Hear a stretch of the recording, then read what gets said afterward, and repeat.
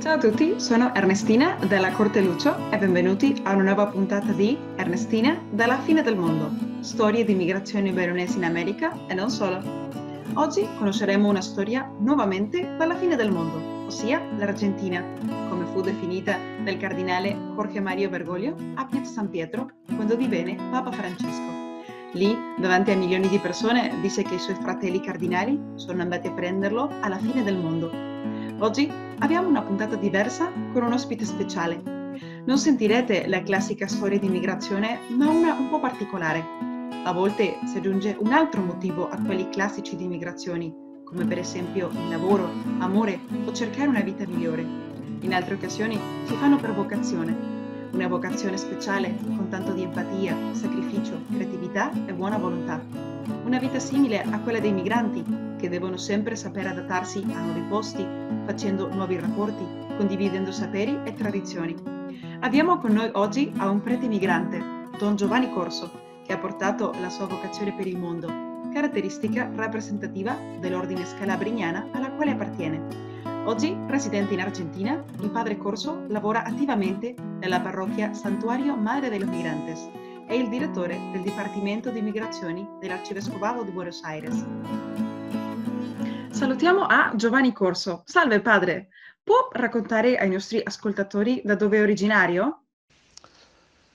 Io sono nato a Fonzaso, Belluno, ma diocesi di Padova. È importante ricordare questo, diocesi di Padova, perché la diocesi di Padova a noi di Fonzaso ha dato una formazione differente.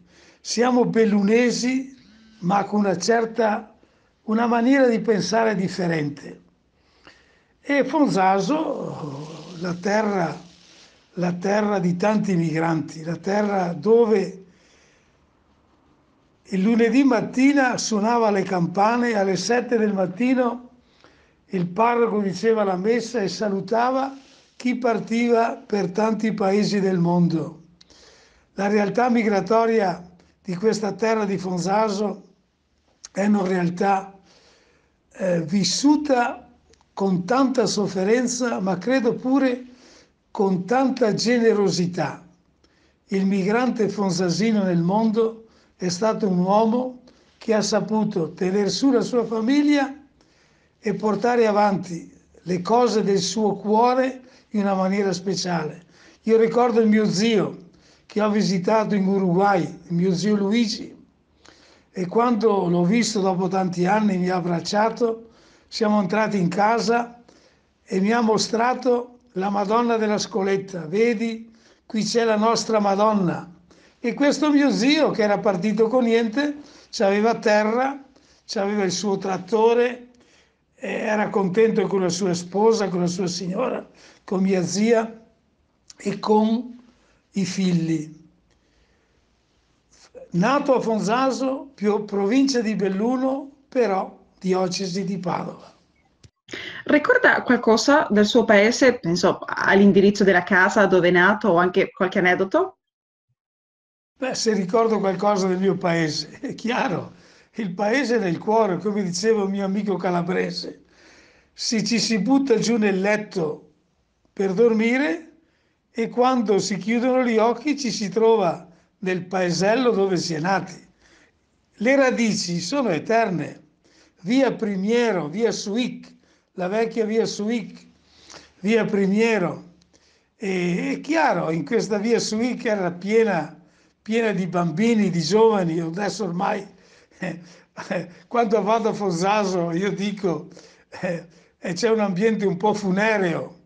Dopo una certa ora non c'è più nessuno per la strada, bambini non se ne vedono, giovani uno l'altro.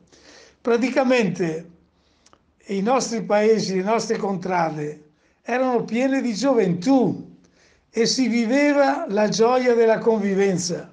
Se giocava cuc, se correva di tutte le bande contenti e felici e se le ciapea quando veniva da ciaparle. Bella cosa, la bella Fonzaso col suo campanile e con la sua gioia di vivere, con tanti amici che si trovano nel mondo e ho la gioia di trovare. Gianluigi a Curitiba, ma c'è il mio amico Pierin, con cui parlo tante volte, lui si trova in Canada e adesso con i mezzi di comunicazione si può fare delle belle conversazioni vivendo la ricchezza dei primi tempi di quelle umili radici di via Suic, di via Primiero, via Suic. Immagino che la vita di immigrato è già speciale, ma com'è la vita di un prete migrante? Come ha scoperto la sua vocazione e poi perché la scelta scalabriniana? Il prete come migrante c'ha tanti privilegi, ecco, di migrante ce n'ha un po' poco, perché la mia congregazione scalabriniana è per i migranti, però quando sono diventato prete mi ha mandato in un posto dove ho potuto imparare la lingua, dove ho potuto conoscere la storia e ho incominciato un lavoro non tanto con migranti, perché in Brasile dove sono andato c'erano più discendenti di migranti. Ho fatto un lavoro parrocchiale e interessante una cosa che non ho mai perduto, l'amore per il migrante. Io vedevo che tanti giovani partivano, quando mi trovavo in Anita Garibaldi mi sono preoccupato con i giovani che andavano a Caxias, la migrazione interna, finché quando sono arrivato a Porto Alegre nel 2000, in Porto Alegre ho portato avanti un vero lavoro con migranti. Non solamente li andavo a trovare, li aiutavo nei documenti, chi li aiutava nei documenti era il padre Joaquin, ma appoggiavo il padre Joaquin e dopo un lavoro interessante. Abitavo in Florianopolis a 600 chilometri da Porto Alegre, una settimana al mese lavorando con l'emigrazione in questa diocesi durante 5 anni. E in Porto Alegre avevo la gioia di visitare i vecchi calabresi con un medico che mi portava con la sua macchina per trovare i migranti calabresi. Lui parlava in calabrese perfetto, anche se era nato in Brasile, e io mi facevo tradurre e parlavo in italiano. L'esperienza in Porto Alegre con i migranti calabresi è stata un'esperienza bellissima. Loro mi dicevano: tu sei del nord, quelli del nord non vogliono bene i terroni, ma tu sei dei nostri e ti vogliamo molto bene. Una cosa che mi ha lasciato col cuore pieno di gioia. Hai vissuto in altri paesi prima dell'Argentina? Come è arrivato qui alla fine del mondo? Mi riferisco certamente all'Argentina, ma come fu definita nelle parole del nostro Papa Francesco nel giorno in cui è diventato Papa, no? E ha salutato emozionatissimo alla gente lì in Piazza San Pietro. Beh, come vi ho già detto, io sono stato prima in Brasile e dopo sono venuto in Argentina come tappabuchi. E allora in Brasile sono stato 54 anni. Sono passato in varie parrocchie. Adesso in Brasile io ho sentito il gusto per il migrante. Ho sentito il gusto perché ho voluto fare lavoro migratorio per vocazione personale. Non era un servizio, il mio servizio era parrocchiale, ma io sceglievo di pensare nei migranti per la mia vocazione scalabriniana. Scalabrini realmente ci ha insegnato a vivere l'amore per il migrante in una maniera speciale e non si deve lavorare con i migranti perché siamo in una struttura, ma perché c'è un amore con le persone che camminano e che sono l'esempio della vita di ognuno. Ognuno di noi è migrante. Siamo sulla terra per andare in cielo. Nessuno rimane qua. La terra è una strada e nella strada della vita quel che possiamo fare è camminare. Adesso, in Argentina mi sono trovato molto bene e lavoro in una parrocchia dove il Papa veniva frequentemente e dove c'è il Departamento de Migraciones che praticamente il Papa appoggiava quando era cardinale qua e ha istituito una colletta annuale, prima domenica di marzo, per aiutare il Departamento de Migraciones nel servizio dei migranti. Di modo che è una fine del mondo un po' differente, dove si vede tante cose sofferte, ma dove c'è la speranza di trovare un cammino di crescita umanitaria globale. Adesso sta lavorando all'interno della parrocchia Santuario Madre de los Migrantes, nel celebre quartiere della Bocca, un famoso quartiere tradizionalmente abitato per tanti italiani. Come sono le attività che svolgete con il Dipartimento di Migrazioni dell'Arcivescovado di Buenos Aires, del quale lui è il responsabile e la cui sede si trova lì nella parrocchia Madre de los Migrantes? In questo momento mi trovo nella parrocchia Santuario Madre de los Emigrantes, il quartiere famoso, la Boca, dove c'è la Bombonera, dove Boca Junior gioca, gioca il pallone e tante partite straordinarie si fanno. Ecco, questa parrocchia è in un barrio, in un quartiere che ha una parrocchia famosa, San Giovanni Evangelista, la prima parrocchia che San Giovanni Bosco ha accettato nel mondo per accompagnare il grande numero di popolo che aveva bisogno sì dell'oratorio, ma aveva bisogno specialmente di un punto di riferenza dove potesse trovare la parola di Dio predicata e celebrata. In modo che la prima parrocchia che Giovanni Bosco ha accettato è stata qui in La Bocca. E in La Bocca, 50 anni fa, è stata fondata questa nostra parrocchia per accompagnare i migranti. E in questa parrocchia, quando sono venuto, ho trovato una cosa un po' strana, che mi invitassero a coordinare il Dipartimento di Immigrazione dell'Archidiocesi. Con 80 anni non si può fare tante cose. E allora io ho detto scherzando, guardate, dico che l'arcivescovo non può firmare per un uomo di 80 anni un servizio per i migranti. E invece no, è arrivata la nomina e gioiosamente porto avanti questo servizio molto bello, perché qui il fenomeno migratorio è vivo, è attuante e in questo fenomeno migratorio, specialmente adesso che arrivano tanti venezuelani, diventa un servizio migratorio speciale perché aiuta a trovare un pezzo di pane e sentire la gioia di vivere. Io sempre dico per il migrante la prima cosa i documenti, ma i documenti per fare che cosa? Per lavorare e per avere un pezzo di pane per la sua famiglia. Beh, qui il movimento migratorio è straordinario. Quando è stata benedetta la nostra Chiesa, nel giorno della consacrazione della Chiesa o della benedizione, erano presenti 36 nazionalità e attualmente nella pietra fondamentale c'è la terra di 28 nazionalità.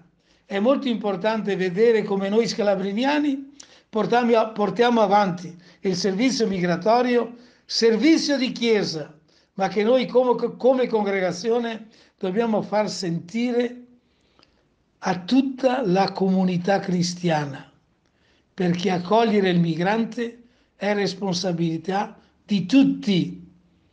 Un filosofo brasiliano diceva: il livello di civiltà lo si trova in un popolo per la maniera come tratta i migranti, una cosa molto vera. Pensa che la sua esperienza con la sua vita di prete che ha pellegrinato per diversi paesi svolgendo la sua vocazione, che lo assomiglia un po' alla vita del migrante, lo avvicina e anche aiuta a capire meglio ai migliaia di migranti che si avvicinano alla parrocchia? Beh, capire i migranti non è una cosa così semplice. Si può condividere speranza di vita col migrante. Entrare nel suo cuore, nella sua cultura non è facile. E difatti noi dobbiamo sentire che i migranti ci portano una maniera di sentire la vita differente e che se noi apriamo le porte ci aiutano a capire di più anche la nostra cultura, perché nella realtà la cultura umana c'ha una vivacità infinita in tutte le culture che esistono e l'incontro di persone che vengono con un altro sentire, un altro pensare, un altro convivere, un altro celebrare, un altro vivere la propria fede, pure la propria fede. Questo arricchisce quando si riconosce nel migrante un compagno di strada. Vi dico la verità, fino adesso io ho solo imparato e voglio vivere il resto della mia vita imparando, perché nella realtà la vita è così ricca e diventa bella quando abbiamo il coraggio di essere eterni alunno di una vita che è un eterno dono. E solamente in questa dimensione di dono la vita che ho ricevuto, dono la vita che ricevo, e insieme a amministrare un dono la cosa diventa straordinaria e felice. C'è una devozione proprio veneta all'interno della parrocchia, la Madonna di Monteberico. Come è arrivata l'immagine lì? Ci può raccontare un po' la storia? Beh, non è che ci sia la devozione alla Madonna di Monteberico in questa parrocchia. C'è l'immagine di Monteberico molto bella perché è l'immagine della Madonna Chiesa, la Chiesa che riceve, la Madonna che copre col suo manto tutti i suoi figli. Questa immagine che ci abbiamo è la copia di un'altra che è stata rubata. È stata rubata. Adesso questa immagine della Madonna di Monteberico è molto bella. Adesso ricordare, noi scalabriniani abbiamo lavorato specialmente con migranti, siamo venuti per accompagnare i migranti e i migranti hanno le loro devozioni. E la Madonna di Monteberico è la devozione di Vicentini, ma c'è la Madonna della Quercia, la devozione di un gruppo di Catanzaro, di Conflenti e tante altre Madonne. La Madonna è una sola, ma c'ha tanti nomi perché lei veste il vestito di tutte le culture. Di modo che io non conosco tanto il servizio fatto con la comunità italiana qui in Buenos Aires, perché ormai di italiani ce ne sono, ma sono i vecchi che stanno andando e i figli dei vecchi che tante volte sentono le radici italiane alla loro maniera. Di modo che per rispondere a questa domanda in una maniera eccellente bisognerebbe domandare a chi sa la storia. E la storia, diceva il mio professore, non si inventa, si cercano i documenti per dare risposte adeguate. La ringrazio Padre Giovanni, è stato veramente un piacere sentirla. Vuole inviare un saluto a tutti i bellunesi nel mondo? E finisco, miei cari amici, io sono contento di aver non parlato con voi, ma almeno cercato di mettermi in comunicazione con voi. Che la gioia del comunicare un messaggio d'amore diventi forza d'amore per tutti noi. Dio vi benedica, camminiamo nel bene e che Gesù migrante ci insegni a camminare con tutti i popoli del mondo. Auguri e pace. Ecco, stupendo, grazie mille Padre e anch'io invio a tutti voi, cari amici bellunesi nel mondo, un forte abbraccio da qui, dalla fine del mondo. Arrivederci amici, vicini e lontani, mai soli. Ringraziamo Ignazio dalla Corte Lucio per la musica e il montaggio.